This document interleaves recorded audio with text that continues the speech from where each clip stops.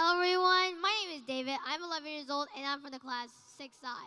And today I'm going to be talking about how protecting the environment also brings us better mood and less stress. Let's see why. Now, apparently we need to talk about the problem first.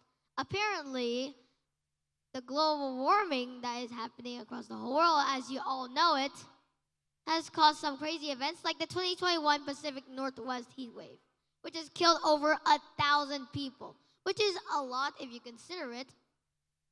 And I estimate that 1,000 is more than all of you here.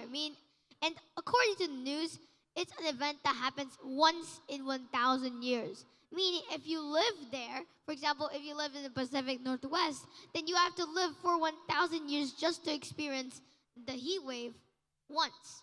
Although we're not sure if the heat wave happens once in 1,000 years, or basically it's caused by the climate change.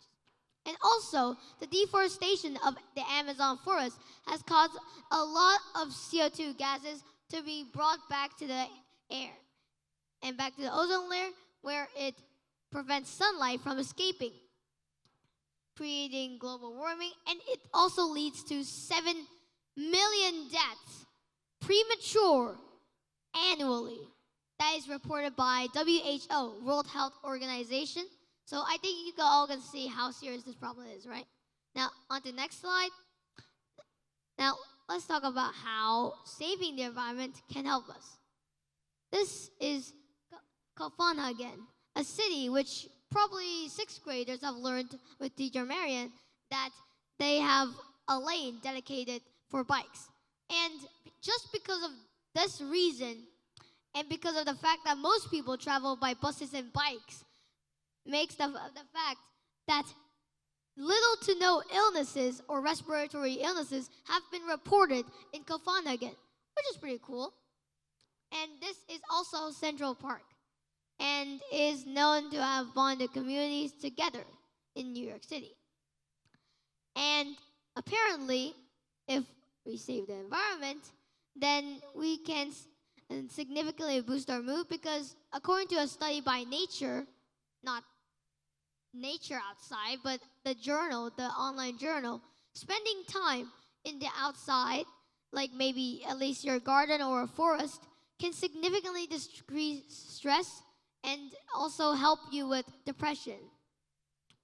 Now, on to the next slide. We need to talk about probably solutions. But also, before that, I also tell you that schools like Ban Mai and whatever that are apparently helping in this problem by encouraging children and students of the school to help the environment with clubs like Eco School and stuff like that, which apparently is pretty good. Anyway, we need to talk about conclusions and solutions. I think what we should do about the environment is that first we need to save or preserve at least 30% of all oceans and landmarks by 2030. At least 30%. That is the 30-30 plan, or the 30x30 plan. Also, we need to reduce our usage of electricity.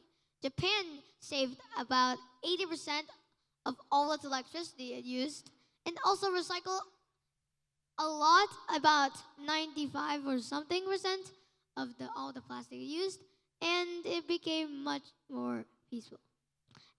And also, we need to reduce the amount of electricity and also the emissions, because apparently, again, global emissions have caused 7 million premature deaths.